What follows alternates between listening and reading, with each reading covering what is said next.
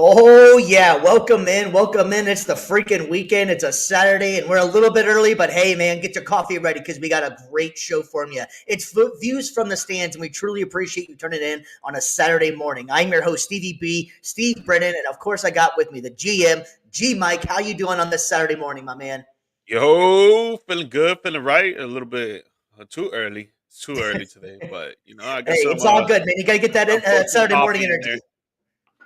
No free Get that ads. Saturday morning energy, bro. How Anyways, you man, feeling? good, man. I'm feeling great, man. Actually, it's gonna be a great weekend, man. We got this fun filled show for you today. It's fight night, man, and gonna have that stacked UFC 314 predictions. That card is gonna be so much fun tonight. We got some drama coming out of Tennessee over the over an NIL deal. Is this a sign of things to come in college? We're gonna have a little bit of a deep dive into that. Is Ja Morant going too far with these celebrations? The NBA season is just about done. And we're going to go do a little retrospect on what the season was this year, some things that surprised us, some things that disappointed, a little bit just a retrospective of what the actual NBA season was. And we also got the play-in coming up, so we're going to be talking about that. We also close out the show with a little bit of fun down bad debate, very much an NBA theme towards the end of the show here.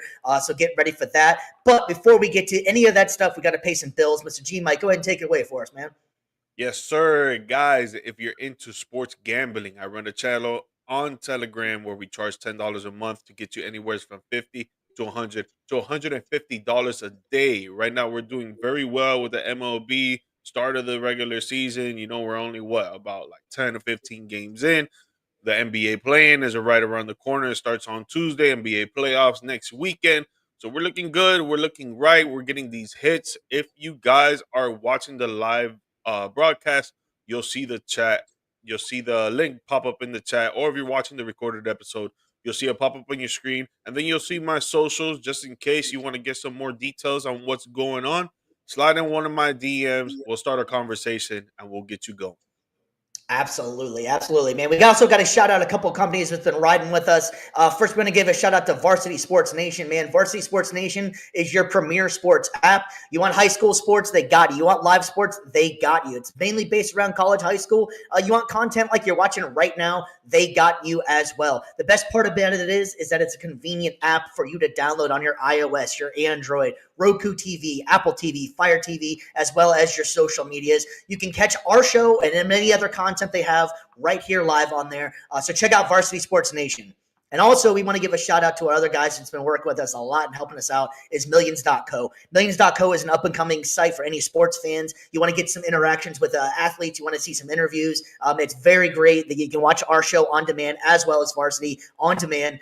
So please check them out. Support us who support them, man, guys. Really appreciate it. If you can give them a like and subscribe, that'd be great. And while you're at it, please give us a like and subscribe. We've been doing really well the last couple of weeks. We're getting some extra subscribers, so we really appreciate that. The easiest way to find out what we got going on is to obviously just click the bell, and it lets you know what we have live, man. So we really appreciate all the love out there. And I know it's a little bit early today, but join us and have some chats. You ready to jump into some sports, my man? Yes, sir. All right, man. In the words of Bruce Buffer, it's time. UFC 314 is here, and man, this fight is going to be awesome. This card is so stacked from top to bottom. The main event is what we're going to focus on the two main events and maybe a couple of the other fights. But we have a crazy main event for you right here. We got the main event is going to be Alexander Volkanovski at 26-4 taking on 26-6 Diego Lopez for the vacated flyweight featherweight belt. And if you don't remember, this match mainly came about because Taporia decided to relinquish the belt and move up in a weight class. This fight is going to be so exciting for so many reasons. Vegas right now has it at minus 122 for Volk and plus 102 for Lopez. So Vegas is riding with Volk on this one. G Mike, what's your thoughts on this fight? Dude, man, I like Volk. He's very elusive, which I think Lopez is too. I think they're both quick on their feet and they could be very flexible. I just think it's Lopez's time, man. I think he has a bit more of a reach on Volk. He has like 2, 3, or 4 inches of height when it comes to that. He's a very strong fighter. He's very he'll go out there and he'll put his heart on his sleeve 100%. And I just think that Volk is old, man, and Lopez is young. It's his time to shine, and I think he's gonna want it more. I think it's gonna be a very good fight. It'll probably go down to 4 rounds, 5 rounds. Um, if it goes all the way to the end on a decision, it might go Volk's way, but I think Lopez is gonna end it early, either in the fourth or early in the fifth round. Yeah, I think this. I'm just excited. I've been excited for this one for a couple months now since they announced it. But let me go ahead and start by saying I love Volk, man. Volk is one of my all-time favorite fighters. He's tough. He has cardio. He brings everything you need in a great fighter. He has 13 knockouts, 7 first-round finishes, and 3 submissions. He strikes at a 57% accuracy, so he does not waste any strikes. He averages about 6 significant strikes per minute. But he's coming off 2 straight losses in which he hasn't made it out of the second round. And he's taken on one of the guys in the UFC who has one of the best haircuts in MMA. My man Diego Lopez, who hasn't lost since 2023 and is on a 5-fight win streak right now. Lopez is such a well-rounded fighter. He knocks people out cold, man. 10 knockouts, man. You want to take it to the ground? He has 12 submissions. You want a quick fight? No problem with that either. 15 first-round finishes. Volk is 36 years old, and age is not on his side in this fight, but he fears no man. Age isn't going to be an issue, but he fears no man. Diego Lopez is 30, which is a great fighting age right now, man. I've been very, very impressed with Lopez as of late, and which is why I agree with you, G Mike. I'm taking Lopez to win this fight. Who you got, G Mike? Yeah, Lopez for sure. Lopez. I think Lopez. he's just the cat right now, man. He's gonna want it more. He's gonna want that win. He's gonna extend his winning streak. Volk, I like him as a fighter, man, but it's already his time to say bye bye. Volk is awesome too. I mean, if you ever get a chance to watching socials or just anything outside of UFC, man, Volkanovski is you gotta love the guy. He's just an awesome guy. The guy, like I was saying too, he fears no man. Did you hear that whenever he was talking about he would move up to fight John Jones? The guy just will fight anybody, Yeah, he's a wild dude, man. ain't gonna win that, but No, but he ain't scared to do it though. yeah. But yeah, so shout out to Volkanovski and do you think though, because he is gone on a 2-fight losing streak here, he hasn't made it out of the second round in either one of them. He used to never has a hell of a chin, but he's just been getting dominated the last couple times. If he comes out has a bad showing, you think he'll hang it up or what? I don't know if he will hang it up because, like you said, he'll fight anybody. So I think he wants to fight for the rest of his life. I don't think he wants to stop fighting. It's just what the matter of his health and what he really thinks he could keep going. His Yeah, body, if his body thinks that he could keep going. So I wouldn't really know. I don't think his heart will let him stop, but his body right. and his mind maybe will make him stop. So I think Volk will be a great announcer or being almost an MMA personality, almost like a Chael Sonnen after this whole thing is said and done. I think he's great on camera. He's charismatic. He has a lot of fight knowledge. He's got a great sense of humor. I think that'll be his once he does hang it up. I could foresee him being in the media side of things and being an ambassador for UFC. That hell, if you've seen him take a shot, man, he has no shot at making the NBA. Him and Jamal Murray, if you've seen any of those videos, they're pretty good friends. And when he tries to play basketball, man, he is not good. So you can safely say he is not making that transition to NBA after his career is done, man.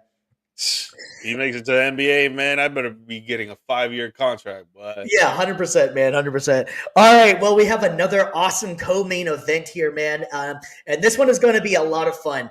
This one we got number 20. Excuse me, we got Michael Chandler coming in at 23-9, taking on Paddy Pimblett at 22-3. Vegas has the odds right now at plus 124 for Chandler and minus 148 for Paddy.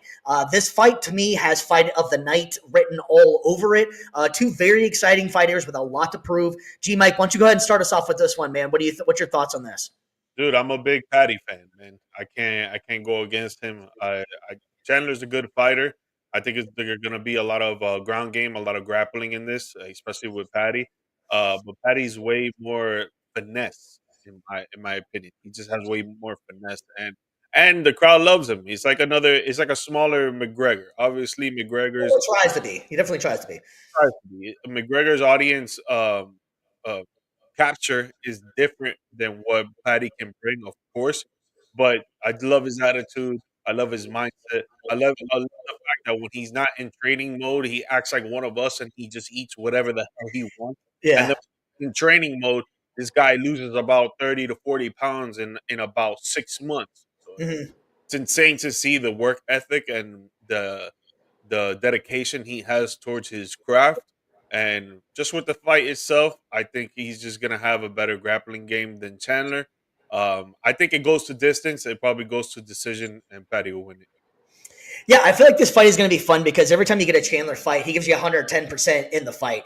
He has been in some absolute wars in the octagon, taking on some of the highest levels of competition the sport has to offer. Honestly, Yeah. for Chandler, the results always haven't always gone his way.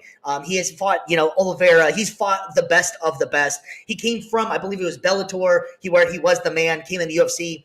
And they've tried to get him in all these major fights, and it just hasn't always gone his way. But Yeah. it's always just been an absolute war every single time. He has 11 wins by KO, 7 by submission, and 13 first round finishes. He's definitely a very aggressive fighter. He averages about 4 significant strikes per minute. Patty, on the other hand, has been on an 8-fight win streak and has been rising in the rankings ever since he's been coming into the UFC. Patty is brash and he loves the big moment, and this fight is a major milestone for him. With a victory in this fight, catapult him up into that title shot contention, in my opinion. At least taking on number 1 contender, maybe number 2 contender. As of right now, I believe he's sitting at number 12 in the rankings. But if he puts on a good show against number 7 Chandler, I think that's going to catapult him with the popularity of him up to that at least number 1 contender range, somewhere in there. Having said He'll that, probably need one more fight. it'll catapult him, I think, into that range, somewhere in that area in there, getting maybe the 2 fights away from the title or something, maybe. Okay. Having said that, I think that he's going to try and put on a show because he knows that the camera's going to, the limelight's bright and everything's going to be on him. And I think Chandler's going to catch him. I think that Chandler is a lot more battle tested than Patty is when it comes to the UFC, at least. So I'm taking Chandler for this one as the underdog. I'm taking all underdogs for the pay-per-view. G Mike, what do you got? Yeah, I got Patty. You got Patty. Okay, interesting. So we're going against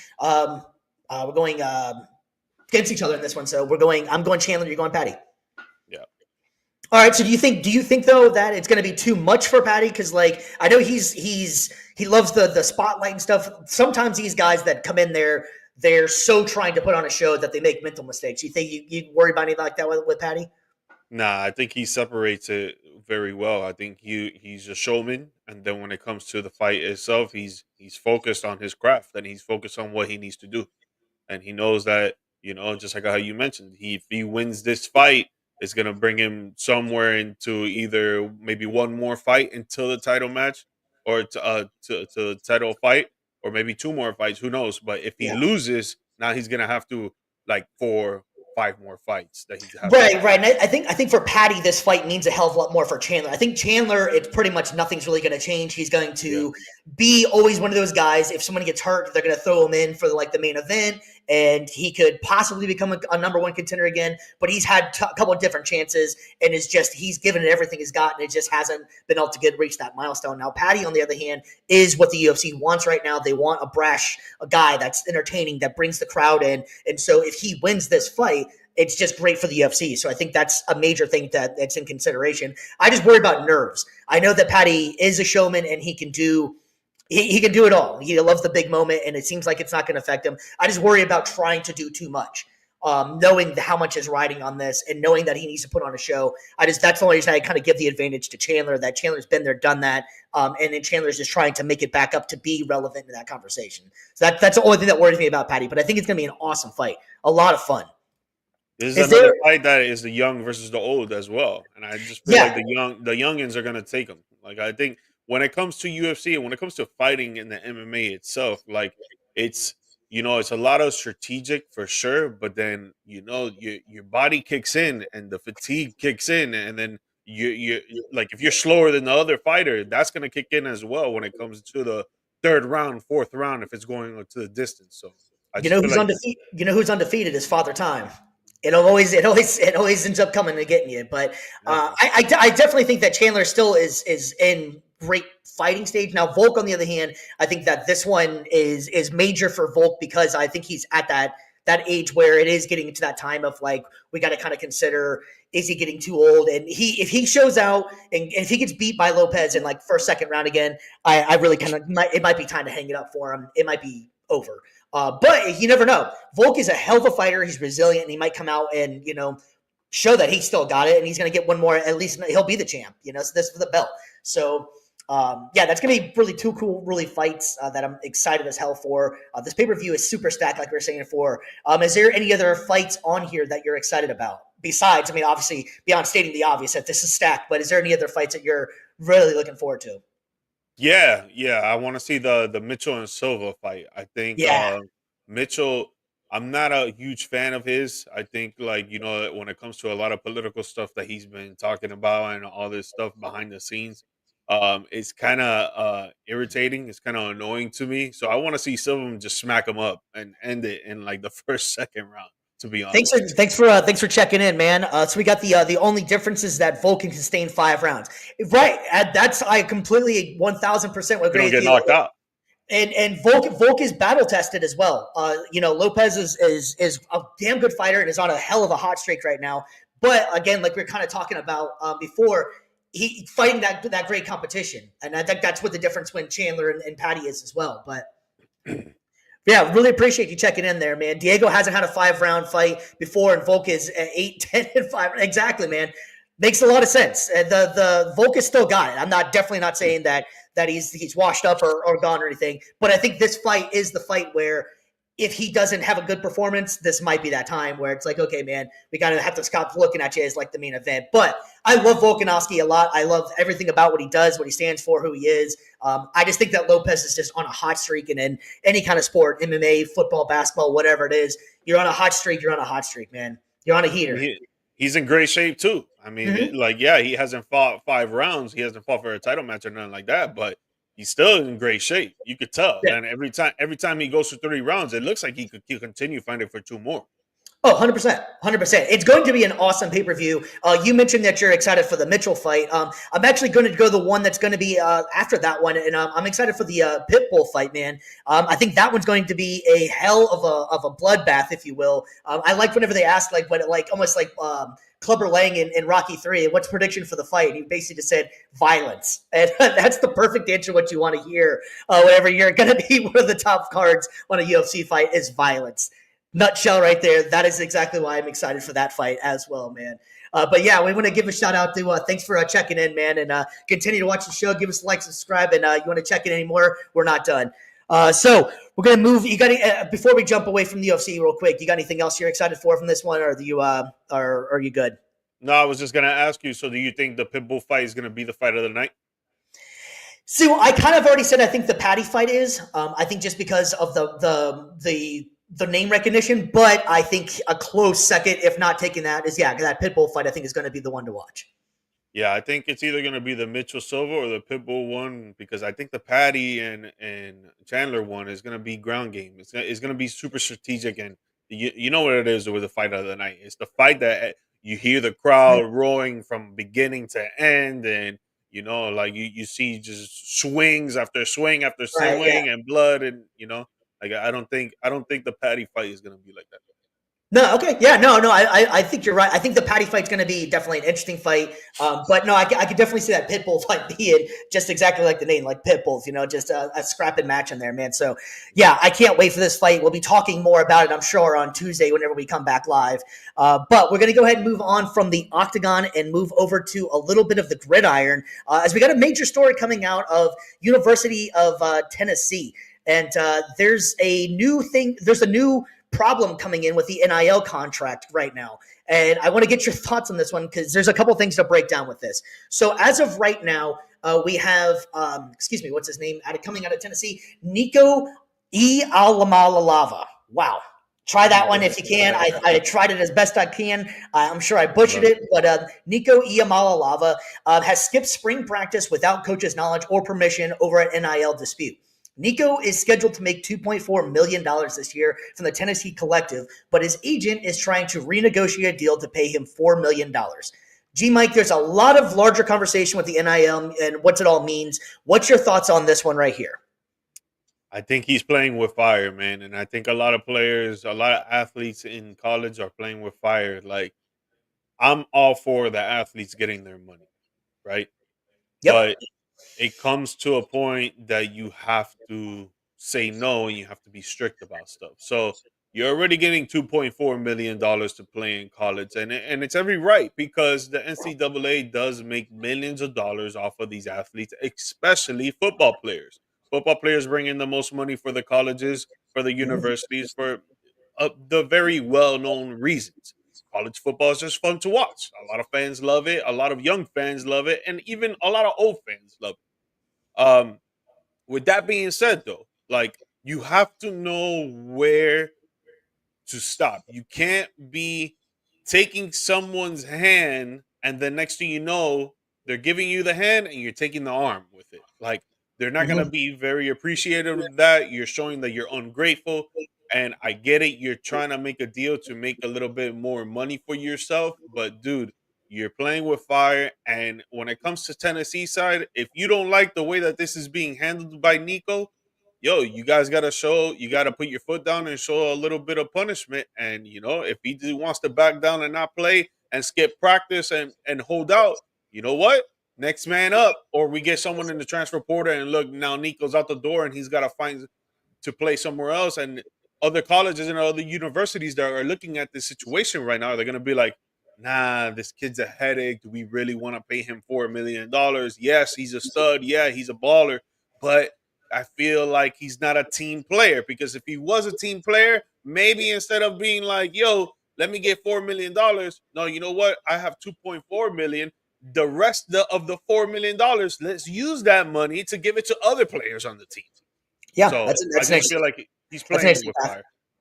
Yeah, and so I just wanted to explain real quick because NIL still is relatively new to some people. So just as everybody's on the same page with what actually NIL is name, image, and likeness. What the idea behind the NIL was supposed to be was that players like I'm just using because I'm a Gators fan, Tim Tebow jerseys, all that money went to UF. Tebow didn't see a dime of that money.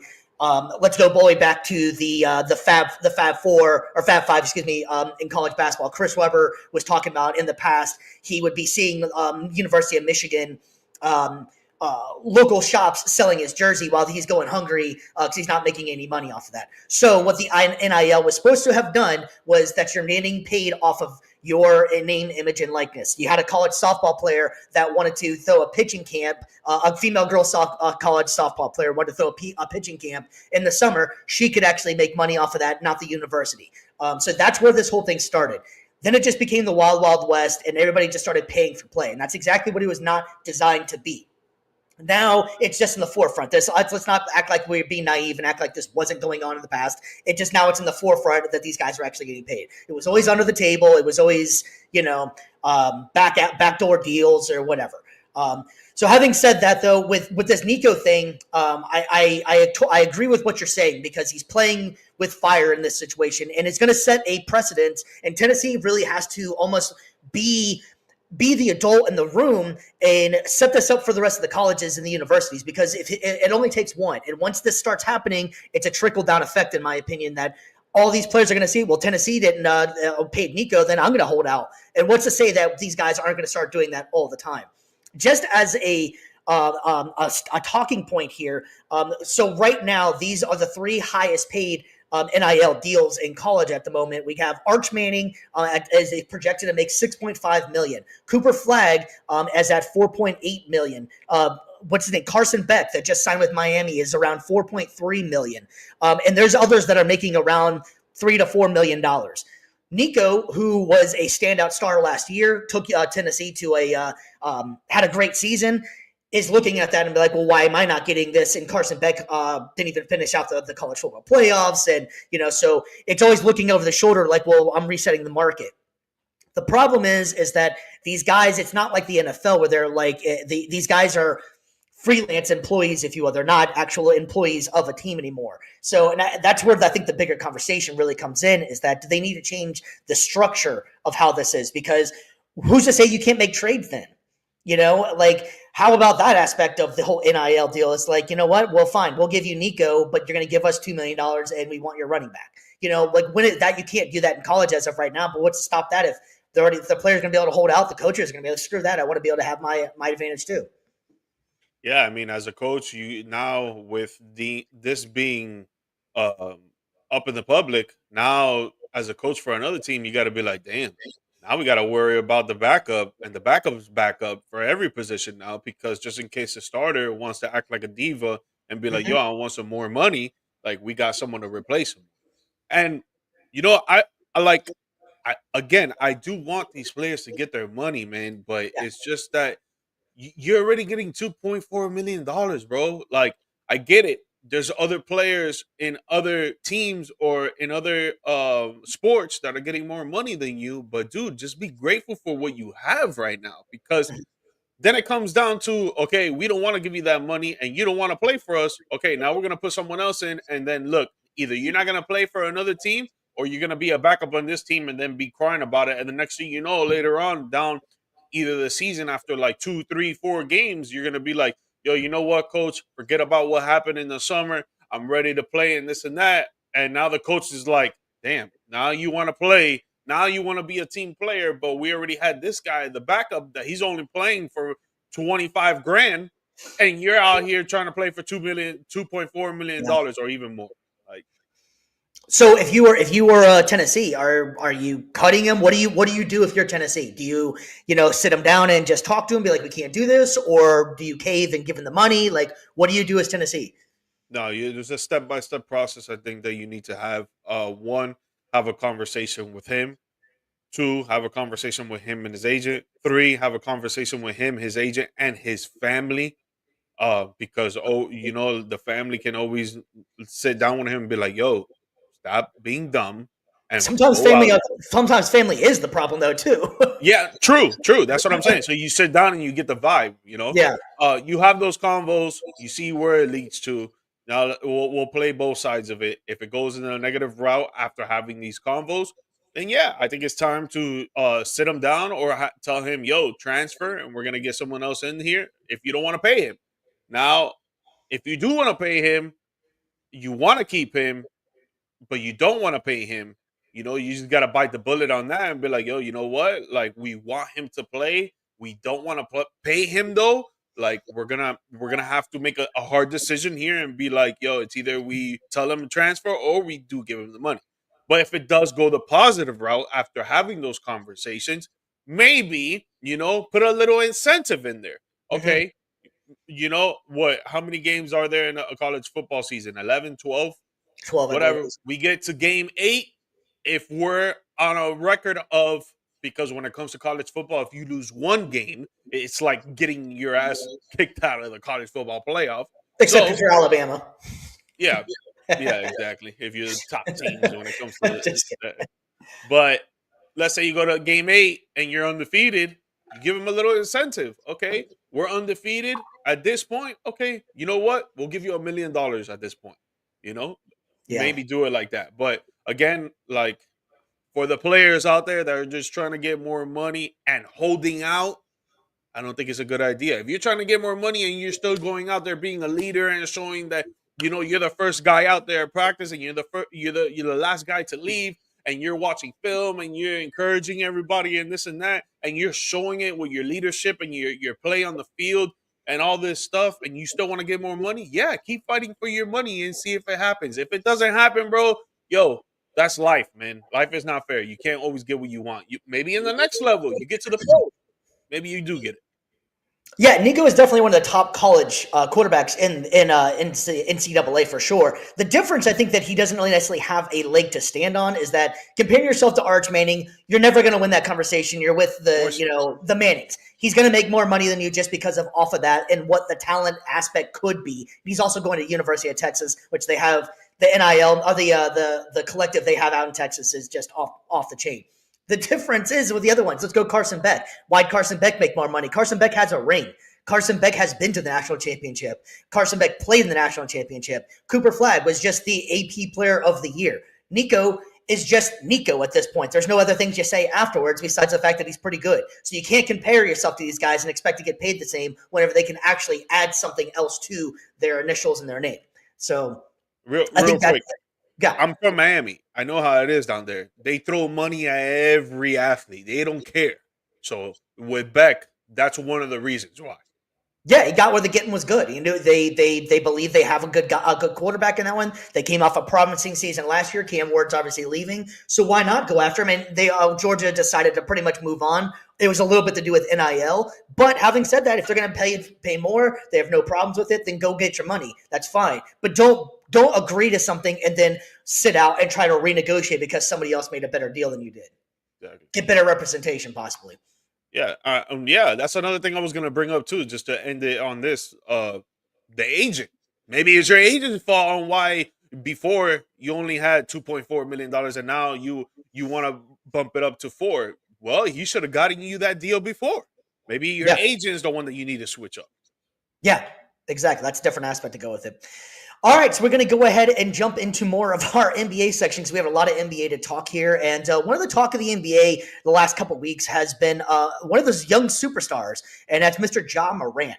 Ja Morant, as you can see in the image up on the screen up here, yeah, he keeps on trying to figure out a way to, I guess, just irritate the NBA. Ja Morant was fined fined and suspended for making a gun gesture. So, as you can see up here, he decided to change it up a little bit. And as George just alluded to as well, he has a new celebration where he's throwing a grenade after he makes a shot. There's a lot to unpack in this one. Is this fun? What is this for you? Like, are you against? Are you for? Like, what's your thoughts on this, man? Just on the gesture itself, I think it's one of the best gestures when it comes to making a shot. Honestly, in my opinion, I think it's one of the best. Right?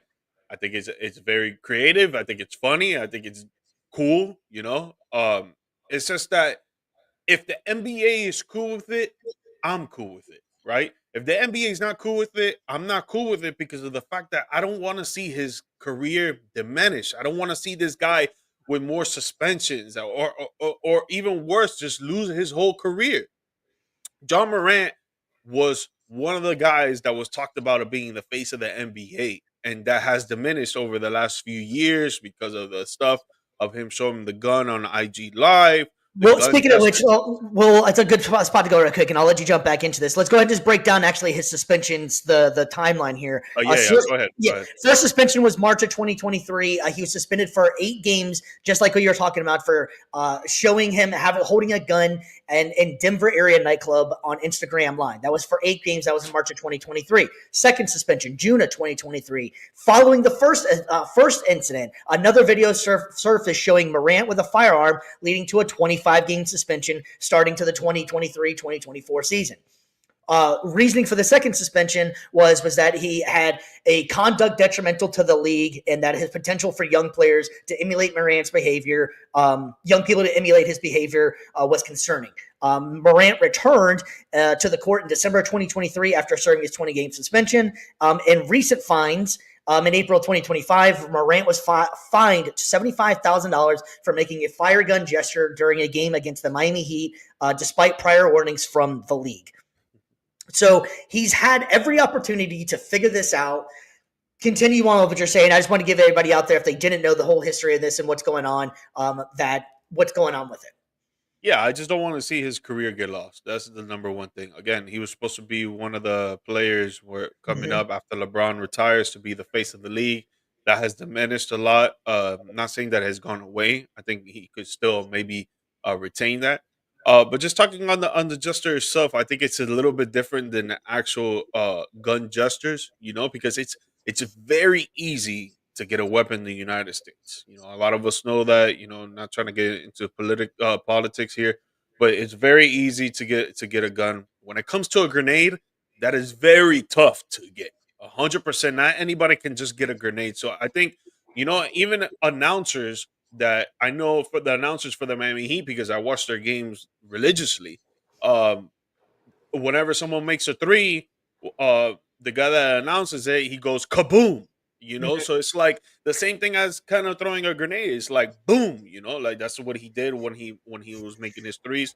So I think it's a dope gesture. Again, if the NBA is cool with it, I'm cool with it. If they're not cool with it, Morant, please stop doing it. We do not want to see you get suspended, and we do not want to see you get kicked out of the NBA because you're a superstar player and an athlete.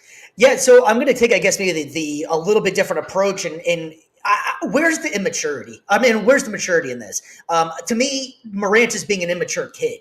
And on top of it, too, you got a good team.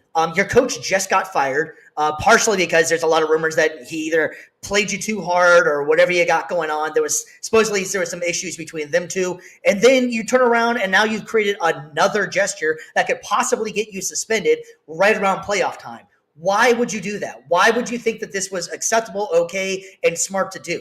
And on top of it, too, I'm not going to say that, kids are going to start emulating it and everything like that, but sometimes they do. It's not, you don't want extra violence. This country has been filled with violence. And like we're saying, we're not getting political on it as well. But what you're doing does represent something to certain people. There's also a different aspect of people that's been in a war that could also be looking at it like you just don't care about it. And that it is just that it doesn't matter to you. I think it's a little bit, it is on the other side of it, the fun part of it. It is something that is fun. It is a kind of a funny thing. But you already been warned. You're just adding to the violent tendencies that it seems like that you have, and you just don't care.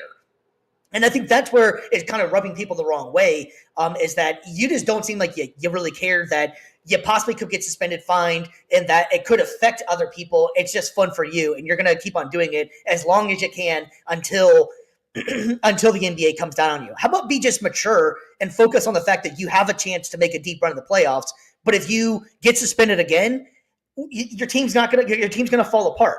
As if you're trying to be one of the faces of the league, this isn't how you do it. It's also going to drive away sponsorships. There's people that don't want to be a part of that stuff. Hell, like I was bringing it up because obviously you can see the background. I'm a big Gators guy. We had Anthony Richardson, and he wore number 15. He was going by AR-15 for a little while. A lot of people were like, hey, you do realize, there's a lot of stuff going on with that. And he made the conscious decision to say, hey, I'm not branding myself anymore as AR-15 because of everything that's happened with the gun. Nothing against guns, and this isn't a gun stance, this isn't a gun take. The point was that he was mature enough to say, hey, you know what? This isn't good for my bottom line. This isn't good for the league. This isn't good for anything. So I just wish Morant would wise up a little bit, be a little bit more mature, and focus on basketball, man. You've had a great year. You came back finally. You've had drama still. You got your head coach fired. Why not just be an adult, man? Just grow up, man. You're a millionaire, and you have a potential to make a lot more money if you just grow up. Oh, definitely some good points there, bro. And like it does involve a little bit of maturity and immaturity. Like at what point you're gonna say, "Yo, I'm gonna stop this immature stuff. Just focus on the game." Yeah, still have fun because you can still have fun being mature, 100%. But like, yeah, at the end of the day, it's his decisions on what he's making, and a lot of them when it comes to these gestures or what he says as well, like it's just a lot of immaturity. Yeah, and on top of it too, and like I don't want to come off as like a get off my lawn anti-fun league. I'm not saying that at all. I love the Trae Young, the ice in the veins, the Curry shimmy. There's some ones that are fun. There's some good celebrations that are pretty fun. You are a Miami guy when the Birdman had the bird thing going on. There's some that it gets the crowd going. You get people into it. But there's also got to be a line and a think about that though too. As Ja Morant, you're a young kid. You're watching the internet. You're watching the internet videos and stuff like that. Do you really want to see younger kids doing the same thing in high school or even college? Like you're literally branding weapons to tell them like I'm snipering you. Granted, we all know as adults that he's really not talking about shooting you. It's just the idea and just how impressionable some people are. So it just I don't. I'm for it and against it in the same aspect. And if that makes any sense, I just think he needs to wise up and just be a hell of a lot more mature and really just think about what it is. You are a celebrity, whether you want to be or not. What you do does matter. What you do, your social medias, all these things, you are a very impactful young player, and just branding weapons and just acting like you don't give a shit about it really is off-putting to some major corporations that could be wanting to sponsor you as well. So I think I'm not against it on that one. If like you were saying, if the NBA's all right with it, the grenade one is a little bit more fun and lighthearted, but it's the idea of why you're doing it because you can't make your gun gesture. And let's not forget too, was that he's the same individual that I don't know how he got out of suspension for that, but after the whole gun stuff was going on, him and I forgot what other player were spotted in a car with a laser beam pointing it at the other team. Do you remember that whole incident? And Yeah. which just also goes to more violence. Ja Morant in the past has never had violence at all, never had any kind of issues. And he also was the same player that got in trouble. Was that, correct me if I'm wrong, wasn't it Ja Morant that got in some sort of trouble for getting in an altercation either at Foot Locker or another, or a court by punching somebody? Wasn't that him too? I don't know if it was him or not. I believe that was Ja Morant. If I'm not, you can correct me in the comments if I was wrong about that one. But I'm almost positive in that whole time that he was getting in trouble with the gun stuff, that he was in Foot Locker getting an argument with somebody, and I want to say he punched a minor at a pickup game somewhere. So the point is that what are you doing? What are you doing? You know, like where's the people around you as well? And how about the teammates though too? You know, like where's the teammates that aren't pulling you aside and saying, get your stuff together, bro. You know, you're one of our best players. You are one of the stars of the league. Get yourself together. And I think that's where, maturity needs to come in, and the other players need to step up too. Yeah. No, a lot of great points there. Again, with me, if the NBA is cool with the jester, I'm cool with it. If they're not cool with it, just stop doing it, bro. We don't want to see you get suspended or lose your career. Yeah, no, I agree. All right, man. Well, we'll go ahead and jump off of that one, man, and we'll just continue on with some NBA talk here, man. And yeah, we're going to go ahead and continue on with some NBA talk. All right, so the season is pretty much coming to an end. This weekend will be the end of the season. We get the play-in tournament coming around, and we'll be talking about that in a couple minutes. But I just want to give like a slight retrospect of what the year was. Mike, man, what was your thoughts on the NBA season this year? A couple of things surprised you, maybe disappointed you. What was your thoughts on the NBA season this year? One big disappointment and surprise was the fact that Jimmy wanted to get out of Miami, and then we actually traded him for kind of decent pieces. You see what Jimmy's doing now with the Golden State Warriors. They're on a tangent. They went from being the 11th seed when he got there. Now they're the 6th seed. They're fighting for a play-in spot or being out of the play-in and face the Lakers in the first round. That was one of the biggest surprise and disappointments for me. The other biggest surprise and disappointments is the fact that the Phoenix Suns are not going to even be in the play-in or playoffs with that type of roster that they have when it comes to the offensive end. If you know basketball, there's no defense there, which is why they're not in the play-in or the playoffs. Another big surprise, and this one is very relative to you, is the fact that the Dallas Mavericks traded away a superstar in Luka Doncic, which was, bro, I've played fantasy football and fantasy basketball for 10 years now. And, bro, I have never seen a trade like that in actual real life professionalism sports. Right. But I've seen it in fantasy football and fantasy basketball. 100% I've seen it. But when it's real life, you're like, wow, bro, I would not think that a franchise would trade away a player like this. I totally agree. Thanks for checking in, Kelvin. Dr. Infection, my man. So a great surprise for the league was that the total takeover of Cade in the Eastern Conference. Watch out for Detroit. No, I totally agree with you, man. The submergence of Cade Cunningham as being a lottery pick, it really showed why he was a lottery pick. It started out a little bit slow, and he's definitely picked it up in Detroit, man. He's put it on his back. So, yeah, no, I agree. And thanks for checking in, Kelvin. I totally agree with what you're saying there. Ironically, on this show, we had two of the biggest trades of the year, and it affected both of our teams. Obviously, you're a Miami guy. I'm a Dallas Mavericks fan, and the Luka trade is there's still so much news coming out about who knew, who didn't know, what happened, how did it go.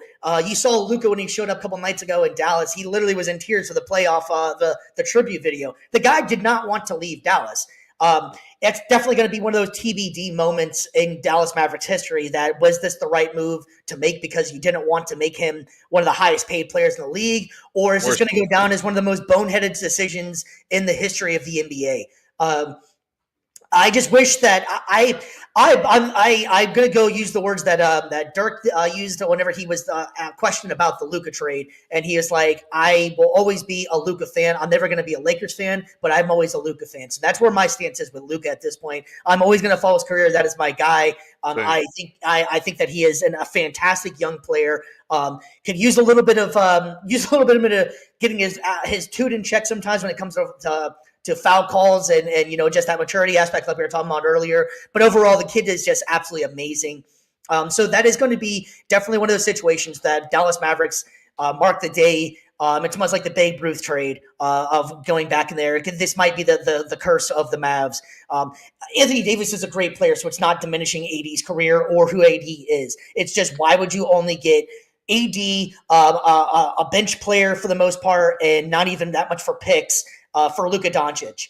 That makes zero sense to me. And the fact of why the way would you trade away your future? Why yeah, would you trade 100%. away your future? The Like, only thing, you got a player that literally has been averaging 30 points per game right. since he's came into the damn league, and you trade Yeah, him the away. only reason I can foresee that I can maybe see what they were trying to do is if they were trying to rebuild and they're going to get a lot of picks and they know something in the locker room that we don't, that Luka's either immature, out of shape, and takes too long to get ready. That is the only thing. But if you got a haul for it, if you got like Ricky Williams back in the draft with the Saints years ago, they gave up how many first round picks and all that for it. If you're going to get a king's ransom for Luka, and you believe that if you guys can make it in the right decisions going forward, he's, like I was saying before, out of shape, immature, whatever it is, then fine. I still don't like it because of what he means to the Mavs, and he was like our guy because he fell to us in the sixth pick. But after that Trae Young trade, like he just felt like a Dallas Maverick guy. Like we had Dirk, and now we had Luka, and it's those two eras.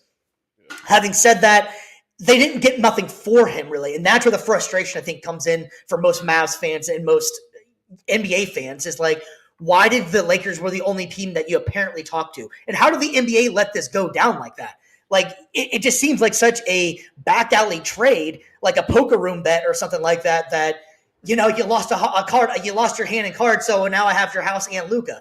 It didn't make any sense at all. All the brass that were involved legitimately like, what are you doing? What's going on? Mark Cuban himself was like, I got a phone call from Nico before it happened, and he thought he was asking my opinion, and he quickly found out that no, he's telling me what's going on, and I told him not to do it.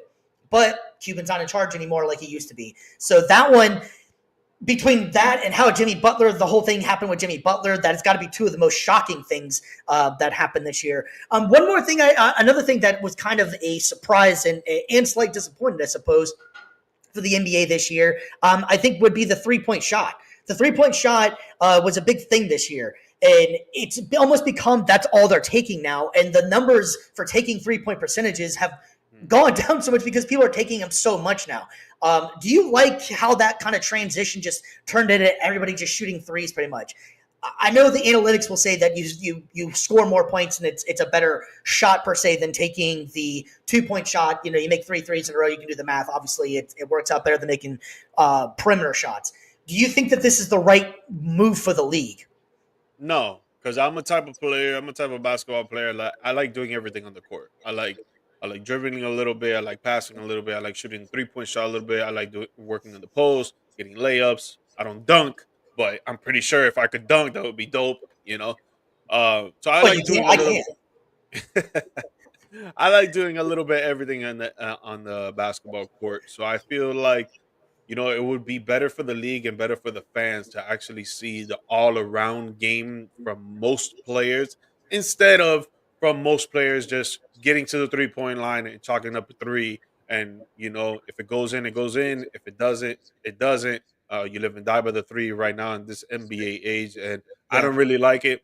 The number one person we got to blame is Steph Curry. I think he's one of the greatest, and I love his game. I'm a big time Steph Curry fan, but because of him, the game has changed in that direction.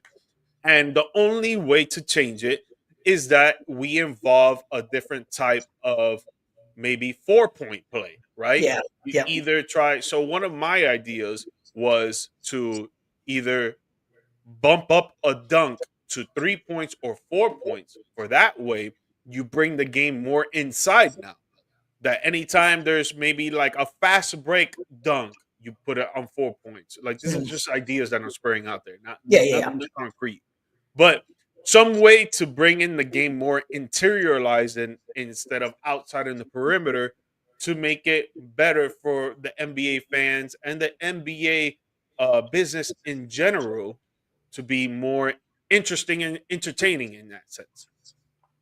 Yeah, no, that's definitely an interesting idea for sure. There's definitely a lot of ways that they can improve what's going on. I agree with you. I think that the 3 pointer I don't think is going to go anywhere. It's only going to get more. Now you have 7 footers that are pulling threes, and Mhm. so and that's what they're teaching everybody now is that it's the analytics side of it as well. It's Steph Curry and the analytics are telling you that you can make more points by doing this, so you're making more. But it's the problem is I think you're on the right track with that as well. Not everybody can do what Steph does, and that like Exactly. NBA teams Exactly. need to realize that there's nothing wrong with taking a two. If the other team's missing, if they're going, let's go 5 missed threes in a row, and you're scoring 5 twos, that means you're still scoring. You know what I'm saying? Like it's Mhm. simple as that. As silly as that sounds, I don't feel like many teams are taking that concept that there's nothing wrong with being a DeMar DeRozan who's the perimeter king. Like there's nothing wrong with just throwing it inside, letting your big man score some points, going on a run, getting your team going, and then if you Exactly. can pop a few threes in that process, you're golden. But you don't have to continually. If you're missing it, take a couple regular shots, get the flow going a little bit more. Don't continually do the same thing over and over and over, especially if you're not a 3 point shooter. Yeah. No, definitely. Because you see players are they're running one on one, and the greatest the greatest view of a player right now is Jason Tatum. Whenever he goes one on one at the 3 point line, and the shot clock's at 10, not even 5, but at You know what's 10, happening? and he's gonna make a side step move, and he's gonna try and shoot a three. And Yeah, sometimes he drains it, sometimes he doesn't. But just like you alluded to, not everybody's Steph Curry, not everybody's Ray Allen, not everybody's Reggie Miller, not everybody can make a three like them. So right. play to your strength and try to diminish the weaknesses. Yeah, no, I agree. I agree. So, do you think that since we're talking about this, the NBA and the state of it right now, do you think the NBA is in a in a good state, or do you think that viewership says that it's actually gone down? Which is kind of surprising because I think that the young group of players we have right now are extremely talented, very personable. I don't know. How do you feel? Do you think the league's in a good spot right now? I don't. And just to clarify for the fans out there, the viewership has gone down in the United States, but Yeah, internationally it has not. yeah, that's a good point. That's a good point. Internationally, they have been watching the game now more than ever, right? I don't think it's in the right place because of one of all the foul calls. Like you see, Shea Gillis Alexander, phenomenal player, amazing offensive player. He's a great defender, not an amazing defender, not top notch, but he's a great defender. But he gets to the free throw line not in the last 8 games. In the last 8 games has been a little different going into the playoffs. But most of the regular season, he's been getting to the free throw line anywhere from 10 to 15 times. Yeah. So it's just like they need they need to call fouls like they do in the playoffs for the regular season, in my opinion. When it Oh, comes to that, I could get down with that for sure. I was listening to something and they were talking about it as well that they need to change what a foul is considered possibly, and that might help it out as well. If it doesn't actually affect the shot, if it's not impeding the shot from actually going in or anything, then it's not a foul. You can't have these guys. These guys are too damn big, too damn fast, too damn athletic at this point. You can't just have people running in. Ergo, Russell Westbrook that would just run with all reckless abandonment, jump from the free throw line, athletic as hell, get fouled in the process, but he wasn't going to make the shot to begin with. Now we're calling a foul on that. I don't. I feel like they need to change it up. The fact of like if it's actually affecting the shot, if he hits the elbow while you're in the middle of the shot or something along those lines, that's a foul. Otherwise, let them play. Let the league, let the players almost kind of police themselves, if you will, because they'll adapt to what the league is. James Harden, my guy Dirk, these guys figured it out that if all I got to do is bump into you and I can take my shot, now I'm at least getting I'm either getting a 3 point shot of it or at least getting 2 free shots. That's all it takes. And James Harden was lived by that. no, The Dwayne whole Wade too. Dwayne Wade Dwayne too. Wade. One of my favorite players, but I Yeah, hated it, bro. I hated yeah, it. I hate the fact that you go and do a pump fake, the yep. player jumps and you The jump jump into into the it. play, and I don't like that, bro. I mean, I agree. it was awesome to see for me because I was like, yeah, Wade's getting to the free throw line, 2 free throws. Ergo He's the '06 finals. Ergo the '06 finals against my Mavs. So I know exactly what you're talking about. nah, but even then it wasn't that much. I think it was more in the early 2010s is Yeah. when it started picking up like that. But Yeah, no, still, you're right. I didn't like those foul calls at all. Yeah, no, I think that's something they need to address, though, for sure. I think you're on the right track with that as well, with the foul calls, and just almost like how the NFL is trying to figure out what's actually a catch, what's actually a foul. Like I think that they need to change that up a little bit and stop giving the guys that the LeBrons and Shea Gilgeous and all these guys. The stars are always going to get the call. That's never going to change in the NBA. But can we maybe pump the brakes a little bit on what actually you're going to call as a foul? And if, like I was saying before, if it's not actually affecting the shot, and these guys are purposely bumping into somebody so that they get the call. Yes, it is a smart NBA move, but it's bad for viewership. It's bad for the average person sitting out there. Is there anything that you do? We'll wrap up about our thoughts on the league. Is there anything that you did like about the league this year? I love the fact of how the West has been playing out. It's very competitive from 2 to 8. And Mm-hmm. right now, the Rockets are in second place with 52 wins, and then the Grizzlies are in eighth place with 47 wins. Mm-hmm. So it's right there. It's very close. So I think the competition level on the West side is very tight and very dope.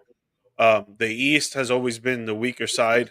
When it comes to the first two teams, the Cavs and the Celtics, they blow it.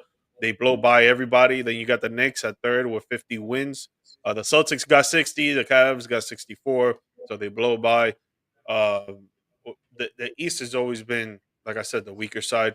The play-in, when they invented the play-in, like what, 3 years, 4 years back, I think that has been dope for the league at this time of year. A lot of people tend to just turn off their TVs when it comes to this time of year, and even teams they start turning off their competitiveness.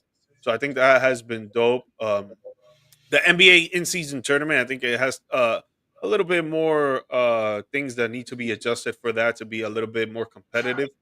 But dude, I love the NBA. I love watching the NBA. There are things that I wish that they would change about the NBA for sure, and then there's things that that I love that they changed for the better. So I'm always gonna be Yeah. an NBA fan, and go Heat, baby.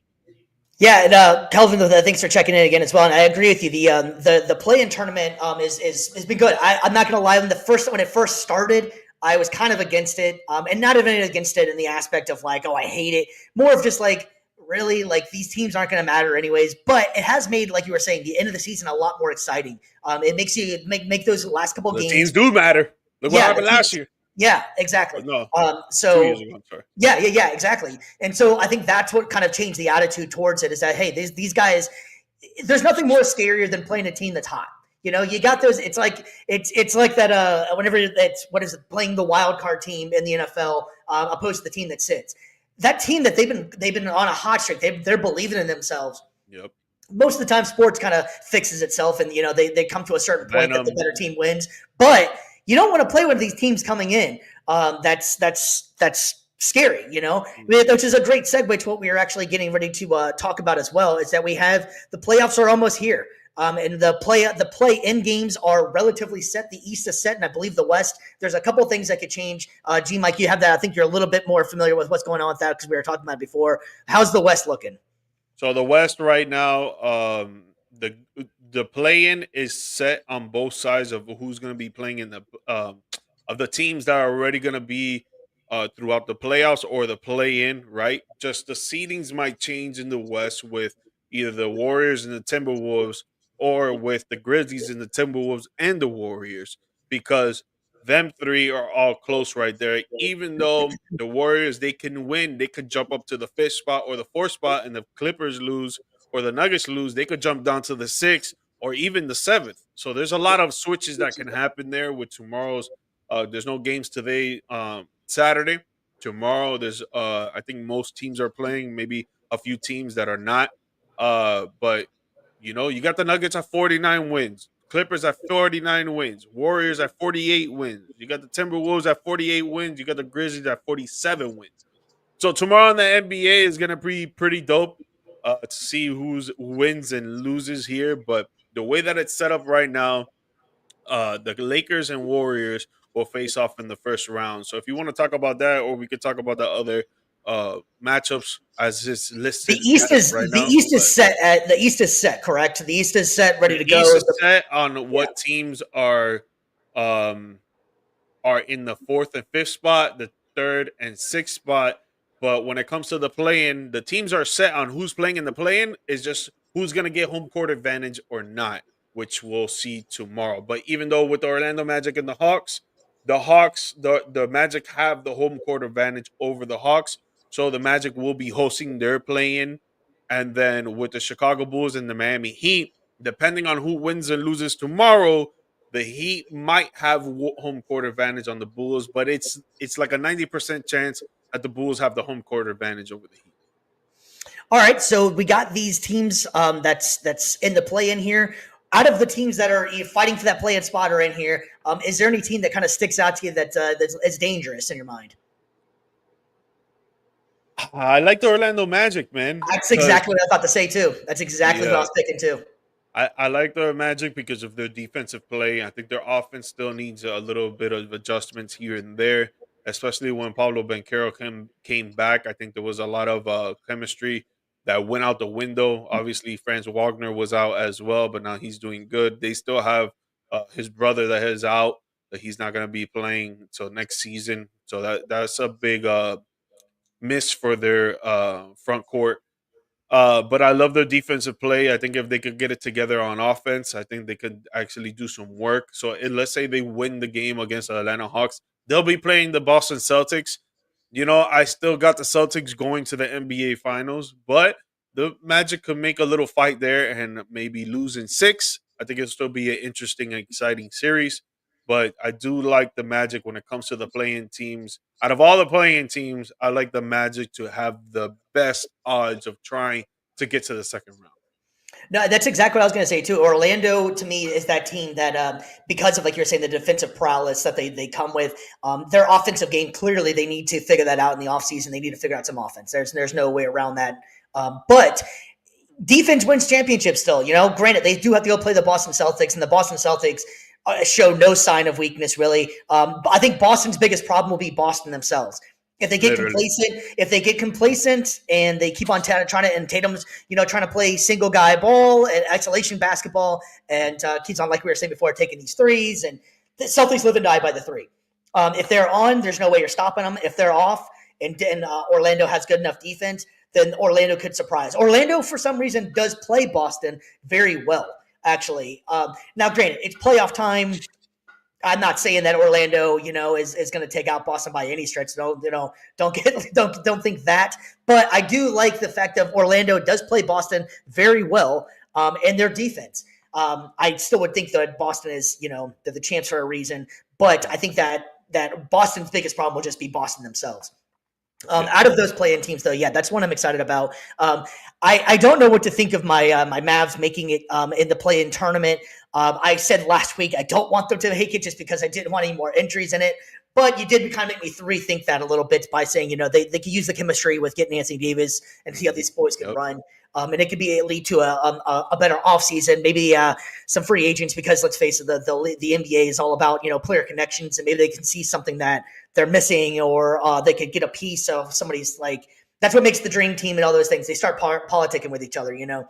And so maybe they could see something like, hey, I could be that missing piece for Dallas, especially with Luka gone, and they need another scorer. They need something else in there. So maybe somebody else could be that. And then there's rumors that you guys are going to try and go for Kevin Durant. That's been a rumor for a while. It was LeBron and Kevin Durant was something, but that was the Cuban years, and so who knows? But you add Kevin Durant to this team, you already kind of had that experiment before with Kevin Durant and Kyrie, and now granted Kevin Durant and AD, that's a whole other ball game there. But I don't know. I'm not even know if I'm excited about that one, having Durant come over there. Now, if this was Durant, 5 years ago, who the hell wouldn't be excited? But this Durant, I don't know, not as excited about it. But so, do you think the Mavs can? Because right now, the Kings and Mavs have the same exact record. Depending on who wins and loses tomorrow, the Mavs can host this game or not. Do you think I think they can get past the Kings? I think they can get past. They'll get past them. So, if you guys get past the Kings, you'll play the winner of either the Timberwolves, Grizzlies, or depending on how the games go with Nuggets, Clippers, and Warriors. You would have. I would rather play the Timberwolves. Out of the two of those, I just think obviously you got Anthony Edwards for the Timberwolves, but they just seem very inconsistent. They should have been. I think that they expected a lot more from them, especially after making getting that deal with bringing in. Forgive me, I'm drawing a blank here. Who they bring in this offseason? They traded Carl Anthony Towns for him. Julius Randle. Yeah, after bringing them in, I thought the team expected a lot different outcome of how the season went. The season was kind of disappointing, I think, for a lot of Minnesota fans, considering the success they had last year, and they thought that Towns might have been part of the problem with it, and turns out he might have been the solution for most of it. Because Towns fits in fantastic in New York, so maybe that they need to figure something else out in Minnesota. I would rather play them out of the two. Memphis is very unpredictable as well, but Morant is his own monster in itself, and I don't really know. I think that they stylistically match up better with Minnesota than they do against Memphis. Yeah, I think Memphis is just younger and they hustle a lot more. Mm-hmm. I think for AD's sake, I think it would be better to play Memphis because I think he could handle Triple J better than Rudy Gobert or even Julius Randle. You know, Mm-hmm. the both of them together on the court would be kind of tough. Trying to play the post game and trying to get around one another, but with just Triple J, I think it would be easier for him. Even though he's a great defender, don't get me wrong, but Anthony Davis, when he's healthy, man, he's literally a top 5, top 10 player in the league. Yeah, no. And that's the biggest thing for Dallas. They're just unhealthy right now, man. They are Yeah, so decimated. There was a couple of weeks ago, there were talks of they might possibly have to forfeit because they only had like 7 players total on the team, So yeah, it's that's right. so it's going to be interesting. And the fact that they're even in this play-in tournament, I think does speak volumes that they haven't given up on everything. So we'll see how it goes. Yeah. But the play-in tournament starts on Tuesday. It's going to be a lot more fun. And guess what else is going to be on Tuesday? Our next show. So you guys can check us out on Tuesday, 7 p.m. We're going to be live and going to be definitely talking some more. Watch out, you might get suspended. Yeah, We're right. going to be live talking some more play-in tournament and focusing a lot more on basketball. We'll have a lot of stuff going on Tuesday. So be there, please check us out. We really appreciate everybody that checked in with us. And let us know your thoughts. If you guys want us to debate anything, you guys want to bring up other topics for us that, anything you want to talk about, we can bring it on here, man. So really appreciate everybody checking in. Please give us a like and subscribe. We really appreciate everybody that's checked in with us. Yes, sir. Guys, we appreciate you guys. Please, like he said, please like, subscribe, and share with your family, friends. If you want to come on the show and talk smack with us, we'll get you on the live feed. Or if you just want to be in the chat and make a little comments here and there or ask a little bit of questions, we'll put it on the screen as well. And obviously on the audio podcast, you'll hear your name be called and your question or comment be said. But thank you guys. We appreciate We are it. all about getting distracted by a comment. I promise you that. It makes things a hell of a lot more fun and easy. Yeah. No, for real. All right. So from Views from the Stands, we really appreciate everything that's gone on. And we really appreciate you guys out there. I love you. And we will see you guys on Tuesday, 7 p.m. Peace.